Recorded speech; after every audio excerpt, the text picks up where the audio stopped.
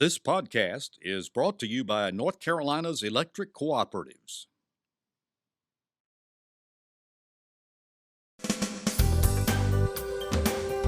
This is NC Spin, an unrehearsed discussion on issues of interest to North Carolinians.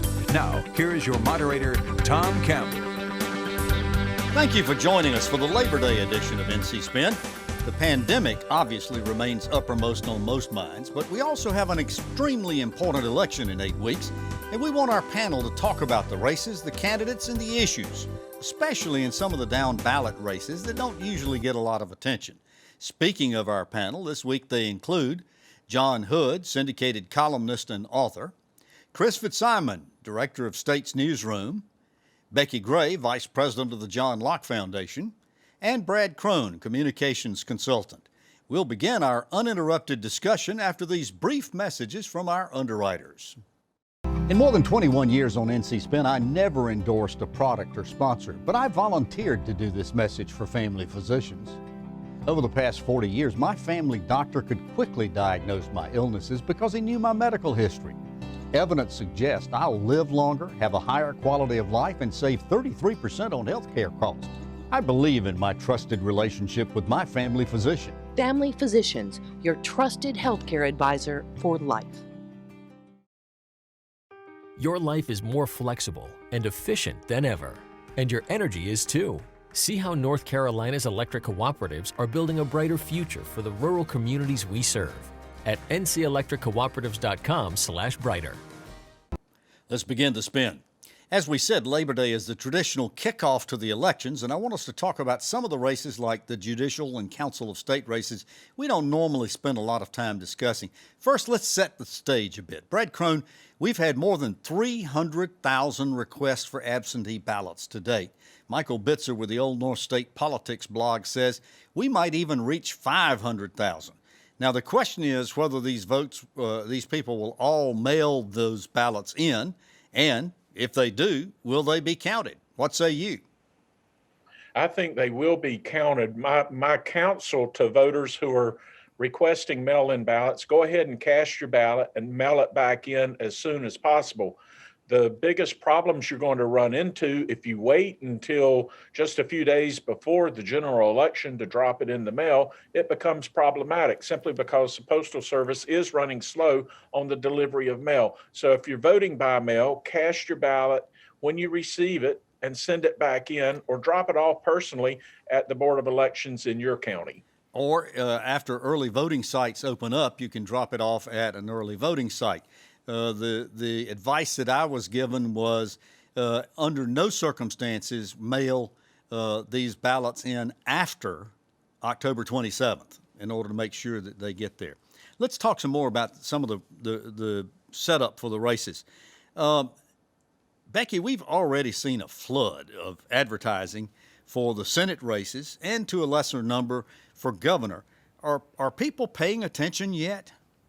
Well, I think so. And Tom, as you mentioned, after Labor Day is when the campaign season really gets underway. So I think that we will see more in the coming weeks. I understand Brad knows more about this than I do, but I think that we're seeing record amounts of money being spent and reserved for television time, for radio time. So if you feel like you haven't quite gotten your full dose of campaign advertising, just wait a week or two. It's on its way. I don't think there's any question about it. We started the year off, John, saying that this election was going to be about Donald Trump, all about Trump. Anything change that? Trump is the main sort of dividing line between the two parties, as presidential incumbents usually are. But actually, this election is Donald Trump so it's Donald Trump and the economy, Donald Trump and the coronavirus, Donald Trump and violence in cities. He's part of every story, but it's not literally just about his personality. In fact, notably, we had 2 national conventions from the two parties, and there was virtually no reference to the fact that Donald Trump was impeached. I found that fascinating. It's because news moves, events move forward, and that feels like ancient history now to North Carolinians and our fellow voters around the country. Yeah, this year particularly, we've had so many events. The big question, Chris, is going to be who turns out. Now, in 2016, we know that Blacks did not turn out at the same level that they did in 2008 and 2012. A lot of white, educated, older voters didn't turn out at that same level. Who do you think is going to turn out and who's going to stay home this year? Well, I do think the coronavirus has a big impact on that. We talked about absentee ballots. I do think the numbers are worth taking with a grain of salt. And you mentioned just because people request an absentee ballot, they may feel safe in November to go vote. And they have that. I think it's great to have that option if things do turn even more scary by the time we have election day. Well, that's the big question is who's going to turn out. I think Brad probably knows more about that than any of us, but every poll done, that's the way you judge the poll. What turnout are they basing on the demographic groups? Who are they counting on the base? We talked about last week about the conventions, which I think for the most part solidified the base of both parties. Or the Democrats tried with a lot of Republicans to get disaffected people. And we also talk about the suburban voters. I still think that's where a lot of this election comes down to, the suburbs and the exurbs. People who, many of whom voted for Trump last time in North Carolina, I think are looking a second time, given all the things that have happened in the last 3.5 years. All right, Brad, everybody's saying you know all about this. So you're looking at a lot of these internal polls that are taking place. Tell us what you're seeing about this election. What is it going to be like? It's tightening up. Tom, it is tightening up. The Republicans were behind the 8 ball at the start of August, and they have worked diligently throughout August, and they are closing the gap, and they're doing it fast. For example, there was some internal polling last week that showed the president in a virtual tie. There was one Republican poll closely associated with the Tillis camp that actually showed Trump with a 1.3% lead in the state of North Carolina. My internal polling that I've been seeing for clients has been very, very close, within the margin of error. Tillis camp has closed the gap on the Cunningham. Cunningham was running an 8 and 9 point lead. It's now a 4-point lead within the margin of error. Are there that many undecideds, Brad? Well, there are undecided. The interesting thing about undecided, Tom, is that it's decreasing. Every single poll that we're seeing a half a point, and decreasing number of people who are undecided. So that tells people who work in the campaign arena that folks are making up their minds right now. John, we're hearing a lot of noise already about debates. How many debates? Who's going to debate? What races should be debated? These are mostly staged for television events. Have debates lost their interest? Have they lost their need? They haven't lost their need. They are a way that voters can learn, not necessarily watching the debates, though of course many voters will watch a debate, at least for president. But you go down the ballot and maybe the viewership of a gubernatorial debate or something else is not very high. But what it does is generate news.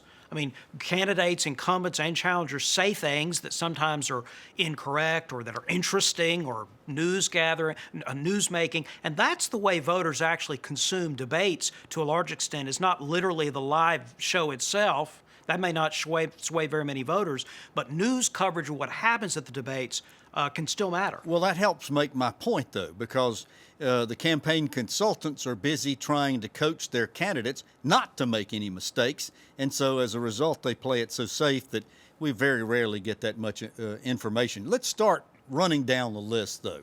Let's look at some of our judicial races. 3 of our 7 Supreme Court races are being contested this year, 5 of our 15 Court of Appeals races. So let's talk some about that. The Chief Justice race is up. Paul Newby is the most tenured of the justices on our court.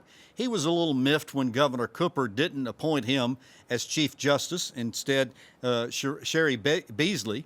They're running against each other. Give us some insight into that race, Becki. What are you hearing from it? Well, I think it's a very tightly contested race. These are 2 judges who have served on the Supreme Court together. As you mentioned, Governor Cooper appointed Sherry Beasley as the Chief Justice. Paul Newby is the only Republican on the court right now. It's a 6-1 division.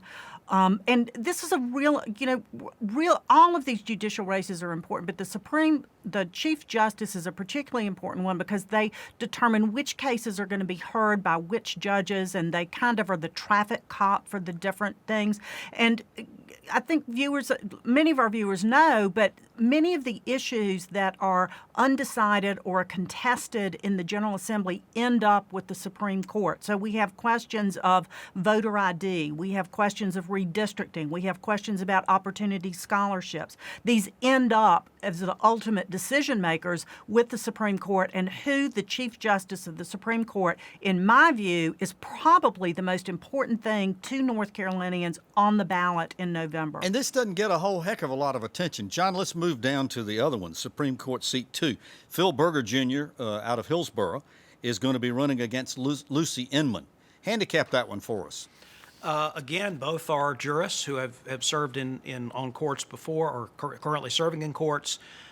Lucy Inman, of course, from the Daniels family in Raleigh, has raised a lot of money. Phil Berger Jr., for obvious reasons, has become a statewide figure, not just because this race is important for the reasons Becki said, but because these two individuals are important to their respective parties. And so this is a very interesting race. No question about it. Chris, for Supreme Court Seat 4, this was the seat that Paul Newby had held, and he vacated to run for Chief Justice. So we've got Tamara Barringer, who is from Raleigh and has been a panelist on this show, we might say as a disclaimer, running against Mark Davis from Raleigh. What can you tell us about that one? Well, it's interesting. A longtime state senator, Tamara Barringer. I think in another era, she would be considered sort of one of the more mainstream or moderate Republicans. But I think sort of to fit in now, she's moved a little to the right because she's running in a statewide election. Mark Davis was appointed by Governor Cooper as the only Jewish member, I believe, ever to serve on the North Carolina Supreme Court. Longtime respected Democratic jurist. Both of these people are well respected in the legal community. Sometimes we have a candidate who maybe is not qualified. Both of these candidates are clearly qualified. The question, I think, for all of these, though, it's important to say it's hard enough to get attention to the second or third Supreme Court justice race in a non-presidential year, in a non-COVID year. The struggle for all these races, I think, really is getting people to pay attention and get all the way down to that race on the ballot. Brad, Becki was talking about the fact we have a 6-1 plurality of Democrats to Republicans, which, by the way, I'm not so sure that serves justice well to have them all identified according to their political party, but that's another topic for another day. Give me some prediction. What's it going to be at the end of this election? 6-1, 7-0, 4-2, 4-3, what? I think it'll probably remain 6-1, but that a lot depends on what happens at the top of the ticket. Excuse me, judicial races in the state of North Carolina are usually low information races for voters, so they're voting more about the party than they are about the candidate themselves. The other interesting factor is that you have a drop-off rate when people start looking at judicial races simply because they don't know the candidates.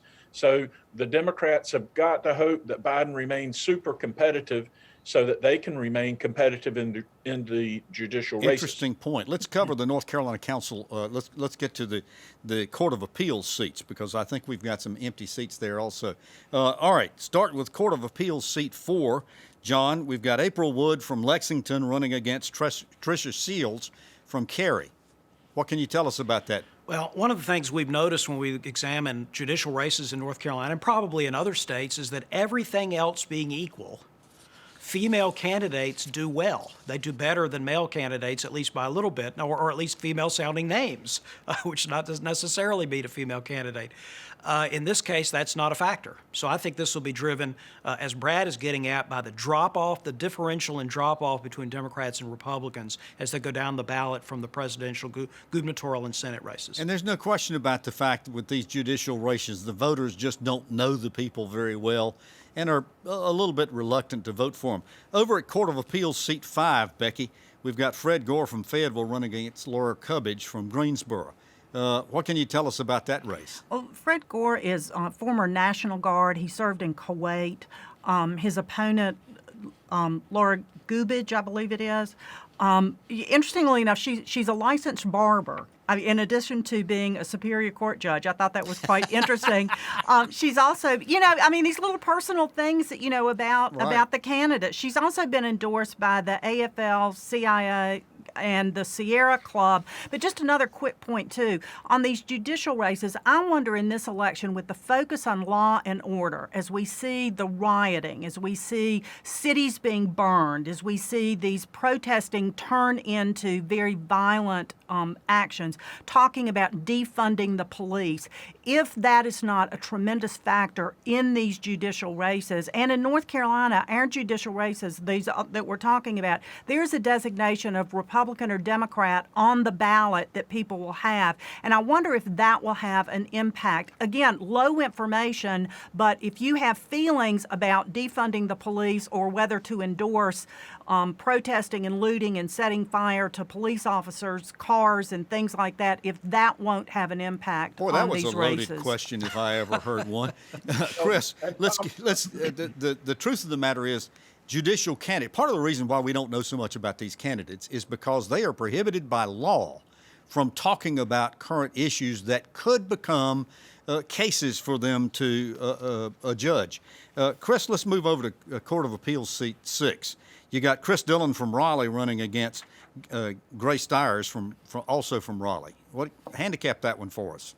Well, Chris Dillon, I think, is a fairly well-known Republican in terms of the judicial races, well-known than I think a lot of other judicial candidates. His opponent is a former law clerk for Sam Ervin III, I believe. He's from Morganton, from the Piedmont or the foothills of North Carolina. This is also Chris Dillon has better name recognition. I think his opponent, Mr. Dyers, has probably definitely connections into the sort of Democratic legal community with that pedigree. I have to respond briefly to Becki. All she talks about is the riots. We just had an African-American man shot 7 times in the back. So there's a lot of versions of the judicial law enforcement. We have had black people gunned down in the streets this entire season. So there's two sides to the whole protests and law and order that I think voters will be thinking about. And polls actually show, for example, people trust Democrats more than President Trump in dealing with that crisis. Yeah, Becki, you could become a pollster the way you have phrased your question there. Brad, let's move over to Court of Appeals, seat 7. We've got Jeff Carpenter from Marshall against Reuben Young, who was a former legal advisor to Pat McCrory. Talk to us about that one. Well, Reuben Young's from Wake County, and I think it comes back down to voters whether or not they're going to know these candidates and how they're going to vote. One thing I would add, too, the social justice issue is an important issue. I talked earlier, Tom, about the polls tightening. Well, the social justice and the concern about law and order is driving a lot of that tightening, in particular with 2 demographic groups that are very important, with white suburban females and with older white Democrats in rural regions of the state. They support social justice and addressing racial inequality, but they also want to make sure that they are safe and secure in their home environments. Interesting. Let's move to the Council of State now. We've got 3 open seats, so I want to begin at the top, obviously. The polls have been showing that, wait a minute, there was one more Court of Appeals race, wasn't there? Yes. Yes, Yep. Court of Appeals, seat 13. I'm sorry. Republican Jefferson Griffin from Raleigh, Democrat Chrisbrooke from Chapel Hill. John, handicap it.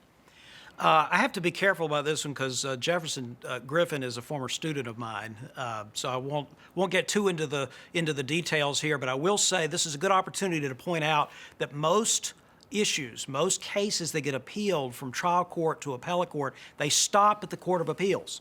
So the Supreme Court doesn't take very many cases, relatively speaking.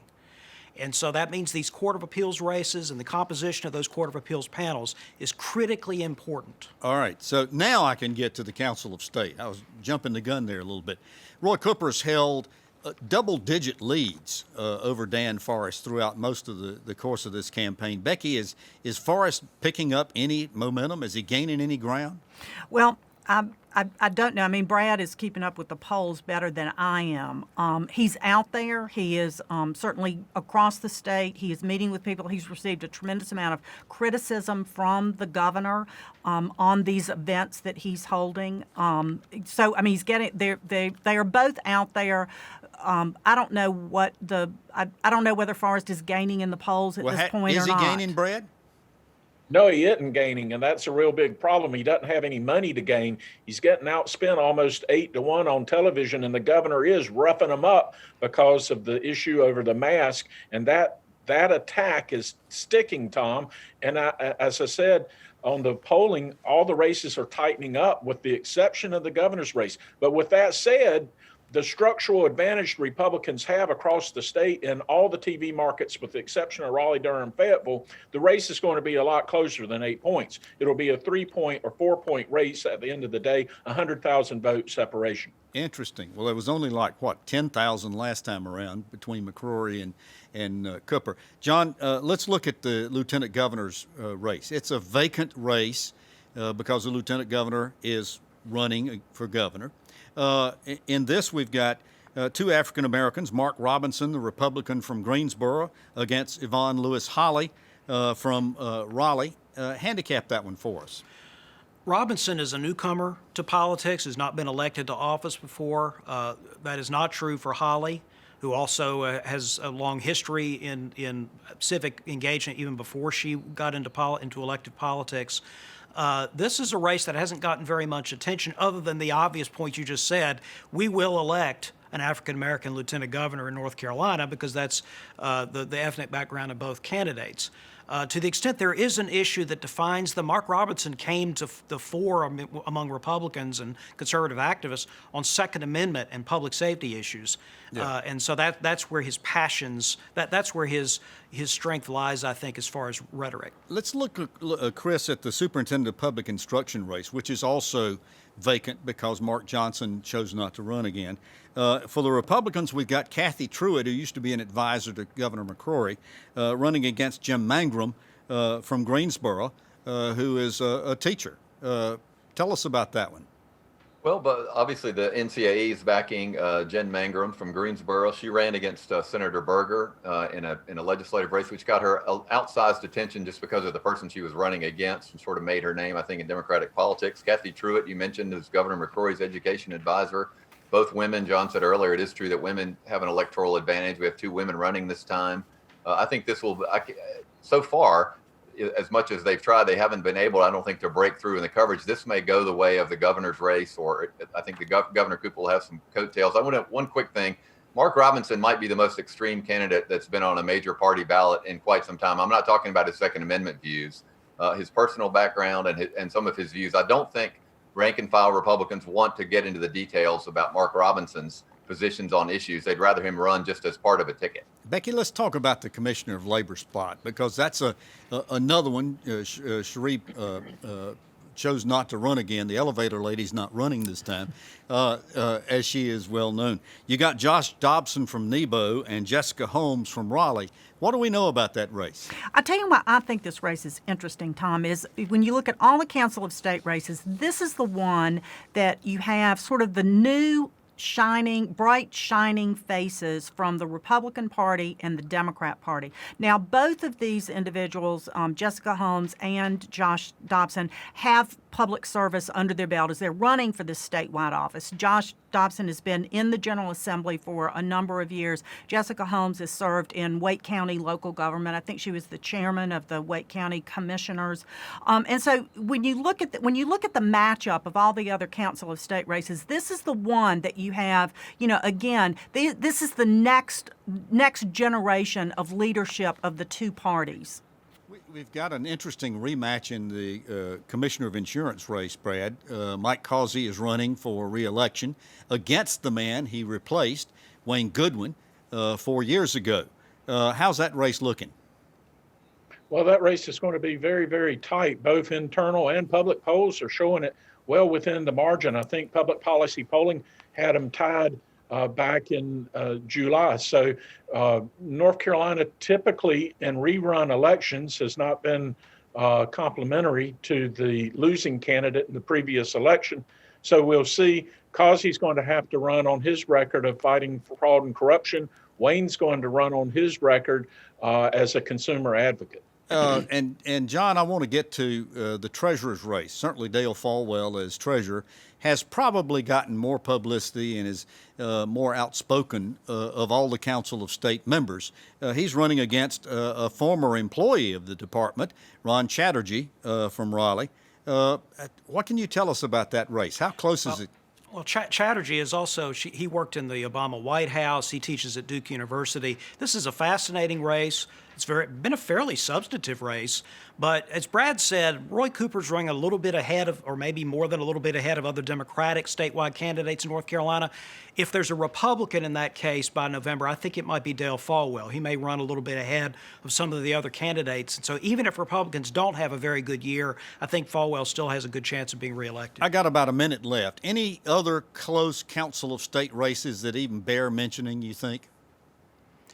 Don't hear anything. The strongest Republican is by far the Agriculture Commissioner, Steve Troxler. Last poll had him up 11 points. He's been raising a lot of money, too, the last few weeks. So Troxler's probably a shoo-in for re-election. Well, you can count on the fact that from now until November 3rd, NC Spin is probably going to be devoting a topic every week to these elections, and we'll go into each of them in more detail. You've heard our spin on the issues of the day. To stay informed all during the week, sign up for our free weekly email newsletter, give your feedback, and read my column. Visit ncspin.com or catch us on Facebook. Be sure to subscribe to our newsletter and our podcast. And join us next week when we'll have more balanced debate for the Old North State. Until then, stay informed. Happy Labor Day. Watch out for the spin.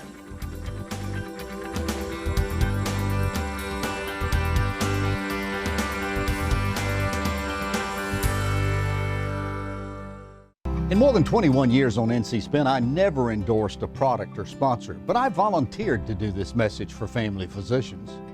Over the past 40 years, my family doctor could quickly diagnose my illnesses because he knew my medical history. Evidence suggests I'll live longer, have a higher quality of life, and save 33% on health care costs. I believe in my trusted relationship with my family physician. Family Physicians, your trusted healthcare advisor for life. Your life is more flexible and efficient than ever, and your energy is too. See how North Carolina's electric cooperatives are building a brighter future for the rural communities we serve at ncelectriccooperatives.com/brighter. North Carolina Channel is made possible by the financial contributions of viewers like you who support the UNC TV network.